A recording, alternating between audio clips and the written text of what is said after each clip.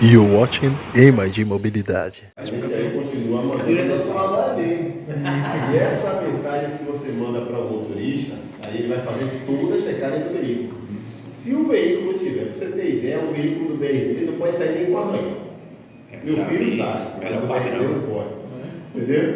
Então ele não sai nem com arranhão. Cara, às vezes a gente pensa assim, vai recolher porque a gente veio na SPCO. Mas vai recolher o veículo por isso, vai. A gente tem condição de recolher e deixar o veículo melhor operando, a gente vai. No momento que a gente não puder, a gente não tiver condições, a gente deixa ele operando. Eu digo, sei lá, um carro, uma semana, um carro sofreu uma arranhão mesmo, outro só ralou o para-choque e aí largou aquela mancha preta. A gente traz para garagem só para polir. Nossa, eu gosto disso. A gente traz para garagem só para polir, mas pule e deixa o carro e volta o carro para operação 100%. E aí o operador ele faz isso, ele faz toda a checagem de veículo lá no veículo, estando tudo ok, ele clica lá no tablet, que a checklist foi realizada com sucesso. Se ele não tiver tudo ok, ele clica em defeito veicular. E aí o CCO aqui já recebe a mensagem e já procura um outro veículo para disponibilizar para ele, para não atrasar a soltura. E aí já pega com ele também depois qual foi o defeito que ele identificou, passa para a manutenção, e aí a manutenção vai fazer a verificação se houve realmente aquele defeito ou não. Certo? Dificilmente a gente solta um veículo com algum problema aqui. Dificilmente. Já ocorreu já. Já. Existem situações que você não tem condições. Exemplo, a gente passou por um período aí que os carros são todos novos. Então o carro chegou com 500 km, você tem que parar ele, porque se você rodar mais 100 km, você perde a garantia do veículo. Certo? Então você não pode operar mais com esse carro. Você tem que deixar ele parado na garagem até que a manutenção faça toda a estratificação, é um levantamento, né, na verdade, de como é que vai ser feito essa revisão, se vai ser na garagem, se vai ser na funcionária, qual o valor dessa revisão, porque isso incide em custo. Eu posso fazer 10 carros de vez? Não, essa aqui sai muito caro. Cada revisão R$1.000 vai ser. Né? Dá mais motor traseiro. Né? Então, eu posso fazer um carro, 2 carros na semana, 2 carros na outra, 2 carros na outra. Até porque a gente tem 44 e a gente está operando com 22, 23. Só que aí chega um momento que você tem a revisão, você teve isso, teve aquilo, carro parado, retiro. Aí você vai ter que operar com um carro que. Um exemplo aqui, deixa eu ver aqui, que o carro já saiu aqui, meu Deus. Com friso. Friso sul. Quem vai reparar com friso sul? A gente não repara, a gente não libera. Mas nesse dia, por essa situação, a gente liberou. O friso é aquele frisozinho amarelinho ali que fica nas casas. Você tem ideia, né? Então, até isso, a gente não queria, mas que liberar, você liberou. Né? Isso não prejudica a viagem, não prejudica o passageiro, não tem dano nenhum. Ninguém nem olha, nem sabe quantos frisos tem. Né? Se o cara for busólogo mesmo, e aí ele subiu, ele já conhece tudo, né? Os pontos, aí ele olha aqui, ele já bacana, ele já sabe. Eu mesmo não conheço. Né? Imagine a população em geral. Mas a gente procura, a gente tem, só respondendo a sua pergunta, a gente tem essa parte toda. É o primeiro passo para a soltura, é isso. Tem outro ponto também que eu já percebi, sobre os elétricos. Eu já percebi que assim, tem certos horários que eles não estão rodando. Tem alguma orientação da Elantra? Não pode rodar em horário quente? Não pode rodar em horário? Não tem questão de temperatura, não. Temperatura não. Clima não. Clima não influencia em muita coisa. Até agora a gente não sabe. A gente sabe muito pouco ainda sobre esses elétricos. A gente sabe muita coisa sobre ele, mas ainda é pouco em cima do que a gente precisa saber. A verdade é essa. Então, assim, o que é que a gente faz hoje? A gente já tentou colocar todos os 8 elétricos na rua. Você não conseguiu por vários motivos. Primeiro, hoje você só tem um local de abastecimento, de carregamento. Né? Então, o carregamento é feito na garagem, você não tem lá. Lá nos treinamentos, tudo a gente já sabe que vai ter os carregadores, pontos carregadores lá na rodoviária. Quando você tiver esse momento desse carregador na rodoviária, aí você resolve, porque você consegue carregar o carro lá. Mas o que mais incide, você não vê muito elétrico na rua, é isso. É o problema do carregamento e do custo operacional. O custo operacional também é muito caro. O custo operacional do elétrico que veio para ser mais barato é mais caro do que o combustão. Para você ter ideia. Por quê? Porque para você carregar esse carro hoje na garagem, você tem vários fatores que influenciam, certo? Que eleva esse custo dele. Então, quando a gente tiver um carregamento mais sustentável, né? Digamos assim, lá no terminal, por exemplo, com energia, como já tem um projeto de você botar energia solar, tudo acontecendo dessa forma, aí o custo do elétrico realmente vai cair muito, muito. E aí, de repente, a gente pode ter uma frota só de elétrica. Já tenho, estou no grupo de São Paulo, já tem desse elétrico articulado já. Viu uma frota lindo. Da Eletra? Tem. Não, ele não chegou a na verdade, a fábrica, a única Tem fabricação de 15 Azul metros. azul e verde, é um azul e Tem. verde. A Eletra só tem um agora que é 15 metros, que é da Scania. Que eles não têm ainda articulado, não. A Eletra? É ele. Ah, desse aí cinza eu não tinha visto. O que eu vi era um verde e azul, né? Mora perto da fábrica, aí eles mandam direto lá no grupo. É um grupo que eu tô. É o Old Blues. Mas esse aqui. Ele é elétrico, porque o teto, o farol do E-Millennium, ele Reto, totalmente reto. Ele começou a rodar porque não, ainda estou em teste. Não, isso quer dizer, não. Esse aí é articulado, mas Não, ele não está liberado, não. Não, ainda não, ele só tem teste. O único carro que foi liberado da Eletra para Jaú. Com referente aos veículos dele. 6 meses atrás, a gente teve uma reunião com o CEO e a diretora, não foi? Da Eletra aqui, né? Helena, esqueci o nome dela, Helena, que sabe o nome dela. E aí, um dos pedidos que a gente teve foi esse: quando é que vocês vão trazer um carro elétrico? Silvestre, né? Representante da Eletra também comercial, teve aqui em Salvador, a gente pediu, vem cá, e aí, quando é que vocês vão trazer esse veículo para a gente? Isso aí de meus tinha pedido. a gente já tem uma proposta da gente. Já era. Se você olhar, todas as estações elas foram construídas para qualquer tipo de veículo. A estação da Pituba mesmo, as outras duas, não, eu acredito que não. Igor pode falar melhor que eu. Mas, aí vocês que conhecem, né? De São Busão. Mas as outras do Parque da Cidade pegaram, acredito que não. Só foi Pituba. Que não. Mas a Pituba, ela suporta até um veículo de 23 metros. Percebi. A gente muda, inclusive, o distanciamento das portas é diferente. Só você olhar para o distanciamento das portas.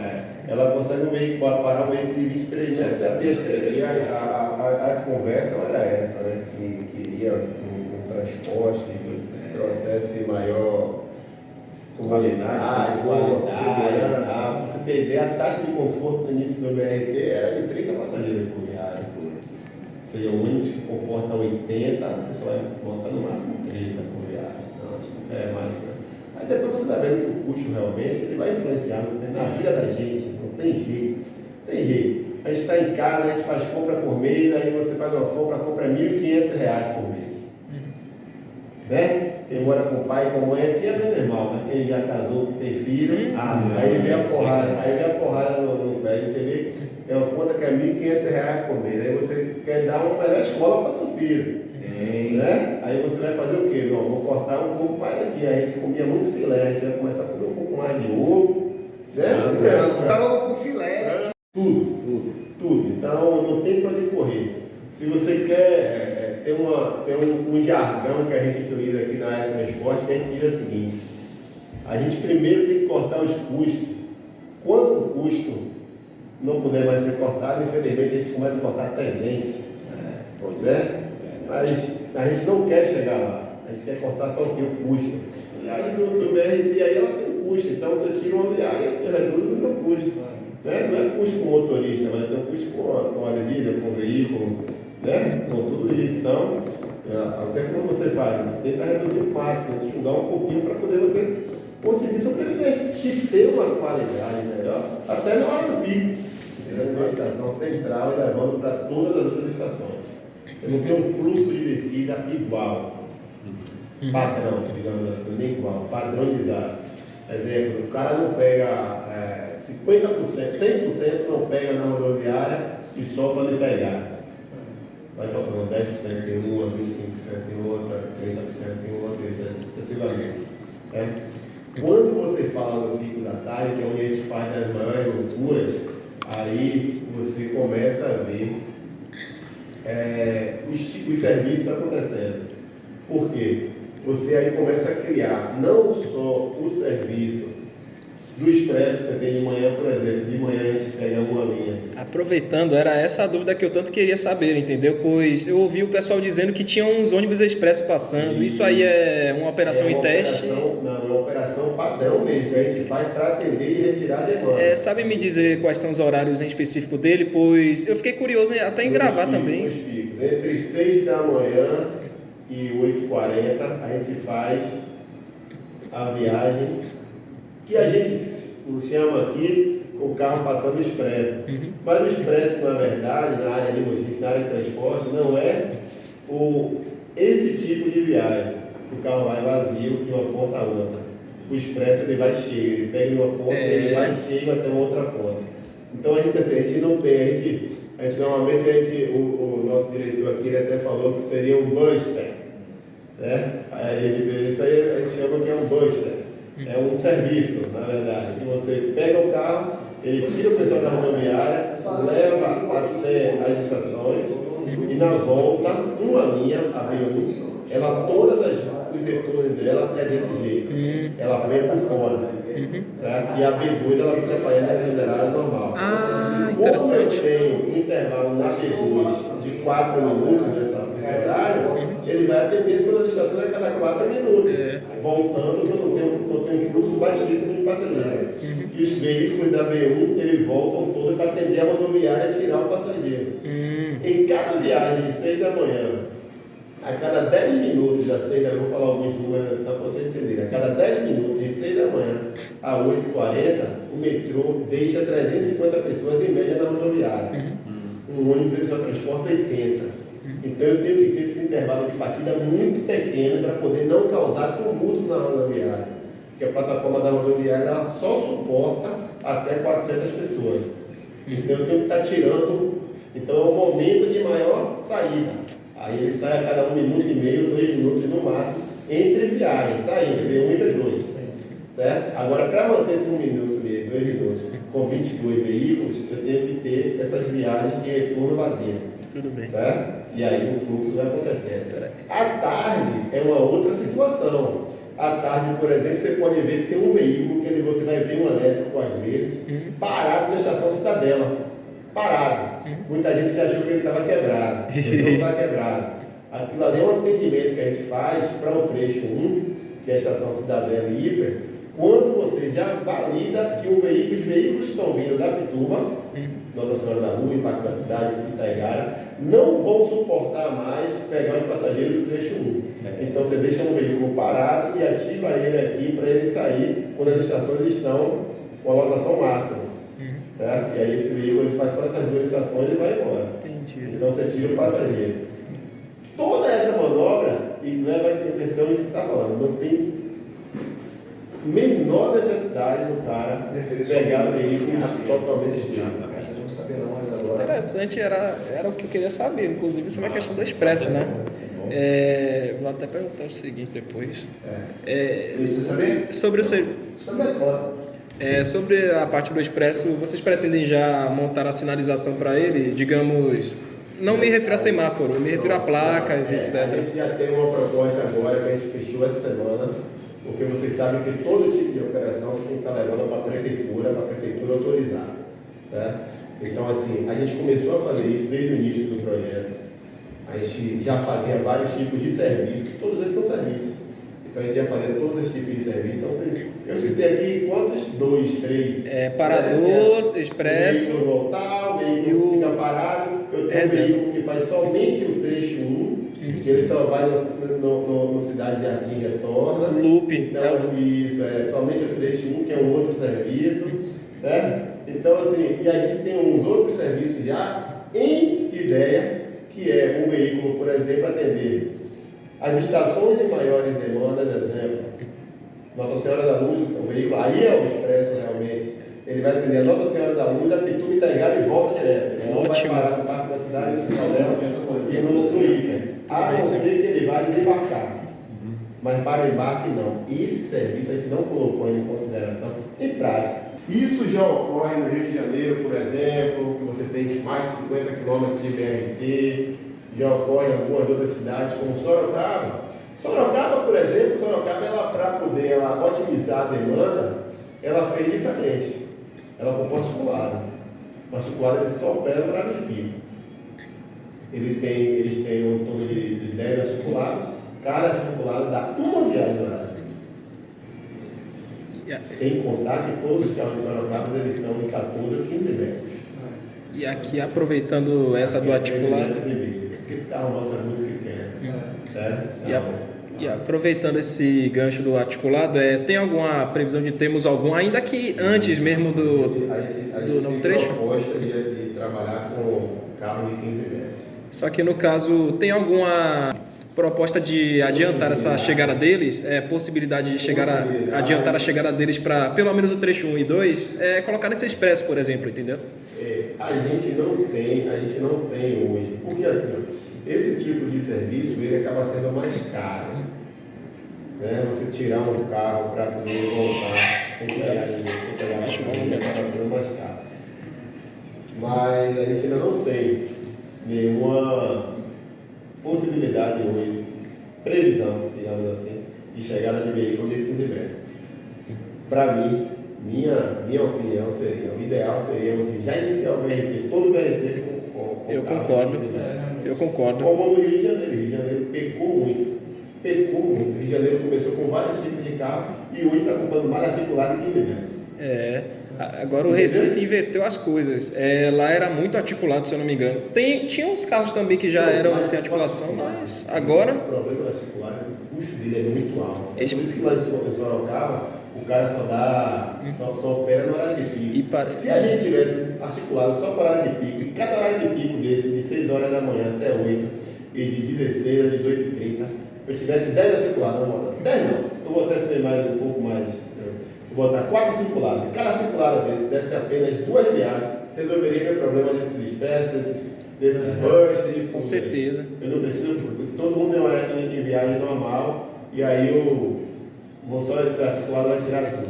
Porque é muito, o articulado, enquanto um carro desse de 13 metros, ele transporta, ele suporta 80 e 88 passageiros, um articulado de 23 metros, ele suporta 150, 180 passageiros, entendeu? Então, é muito mais gente. Você faz uma limpa legal, entendeu? Isso mesmo. Que aí vai ser maravilha.